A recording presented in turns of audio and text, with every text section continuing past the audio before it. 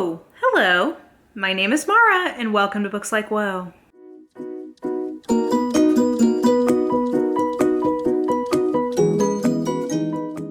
Alright guys, I've got a different kind of video for you today. I've been inspired by two things. One, the fact that I really would like to buy an absurdly expensive book that I cannot justify, and we'll talk about it.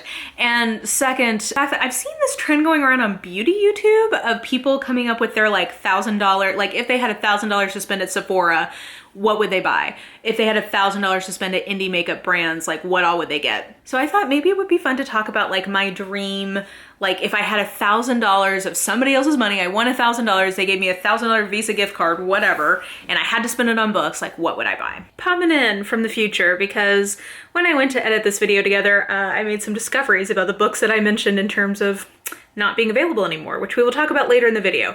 I did just want to mention, I mentioned this briefly at the end, but I thought I should come back here at the beginning and mention, this is all purely fantasy. This is for fun. In these dark times economically, I think part of the reason why this video idea is popping up is because like a lot of us don't have fun money lying around. So that's why this like wish list, hypothetical shopping spree idea I think is coming up.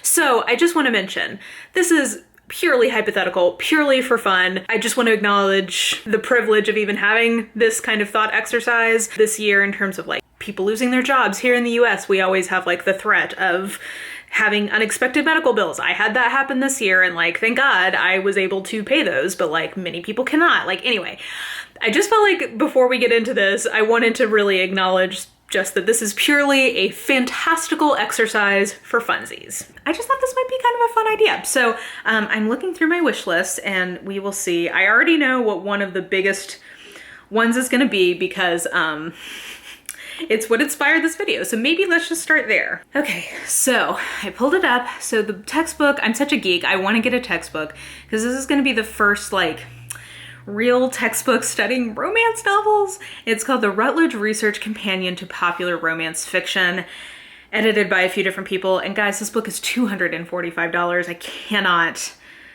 I cannot justify buying this book, but I really want it. It's so, I mean, like I've got a few, like one of the things I like collecting or like reading based on what I did my thesis on in my master's program. Basically, I looked at Jane Eyre at like through the lens of inspirational romance. So then I also did a whole write-up about inspirational romance. So I love that literature, that body of like literary studies. I love collecting books about that type of literary study thing. And there's never been like a single textbook that they could use. And I just love it. And the chapters all look really interesting and I really want it, but I cannot pay $275.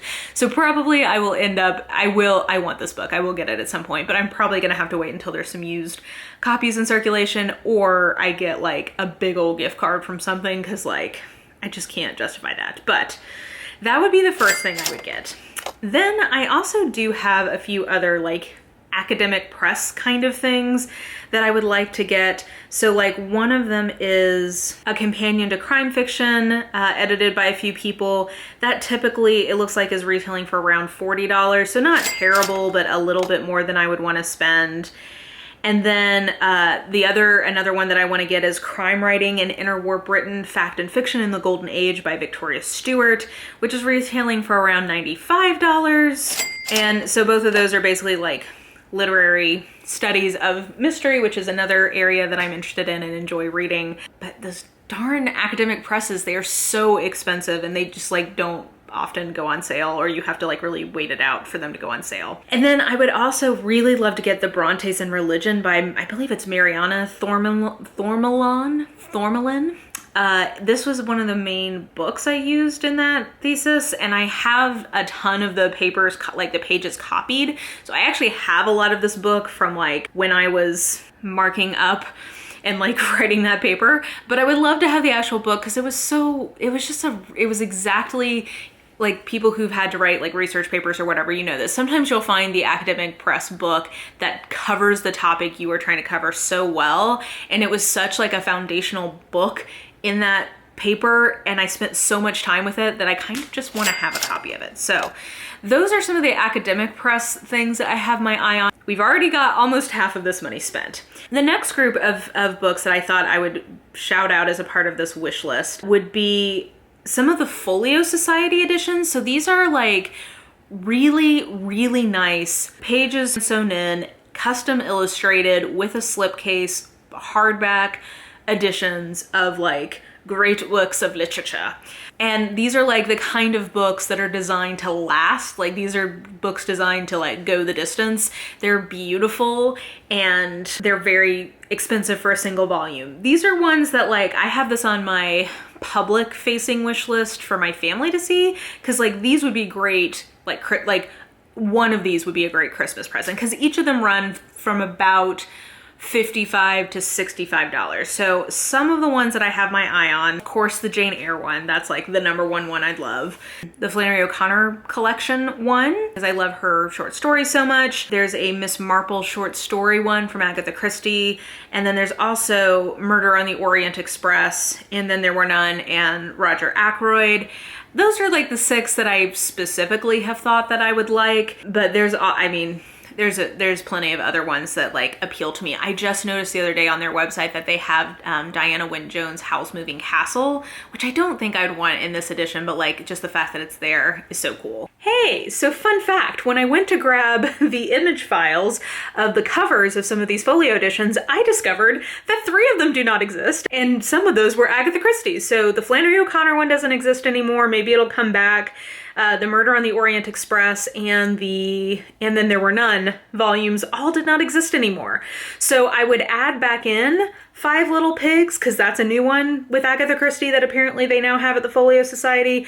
But that means that I only had 4 that I could use for my wish list. And none of this is including tax. So actually, I bet that we'll get to 1,000 quicker than this. But I also did not include any of the Penguin cloth bounds in this, because like I just buy those as I go, and I have, I should have priced out what the used copies of the 2 out of print ones I have.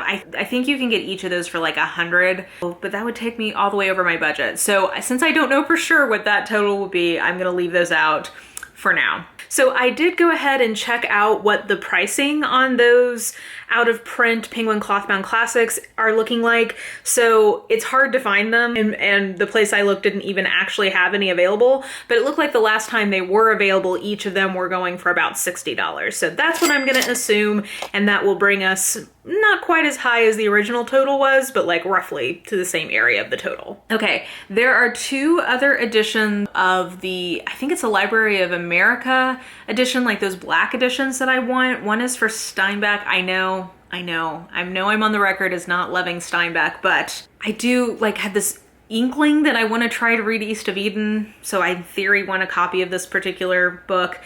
So each of them usually is you can get them for $30. Right now they're both sitting at $40, but let's say that I've seen the price of both of these be around $30. So John Steinbeck one that includes East of Eden, and then the Susan Sontag collection is the other one that I had my eye on. Then I am slowly collecting all of the Robin Hobb Realm of the Elderling kind of books. And each of those is between $15 and $20 US. So I have, let's say I could get them for 18 each. So that would be times, math, 8, I think, or, okay, that would take me to 860. Okay, and there we are, we're already at $1,000. Wow, this actually went so much faster than I thought it would. So it turns out that I do have very expensive book buying taste, and I don't know which of these I would ever get for myself. I do think that like, I will eventually get that popular romance textbook because I want it and I would read it and I love it. And eventually in theory, I want to like write some video essays or like some sort of nonfiction thing about romance. So like there's a reason why I want that, right? But I just don't ever see myself paying $245 for it, which makes me so mad. Like the fact that some of these more obscure nonfiction books are so hard to get at a price that is not super expensive, but that is the way of things. I do think eventually I will get some of those academic press ones, but honestly, it's gonna take some gift cards or some points or something, because I just can't bring myself to pay that much. Like I just don't see myself doing that unless I had like fun money to spend on them, or there were some huge price drops where I could get them used, whatever. So I do think eventually I'll get those with some gift cards, etc. And then the Robb and Hobb ones that I'm collecting right now, I am like getting one every couple of months kind of thing. So like eventually, yes, I will have that full series in that paperback, the UK paperback edition that I like so much. So I think a lot of these will eventually come into my collection, but definitely not all at once. And it is very jarring to see how much they cost just all together.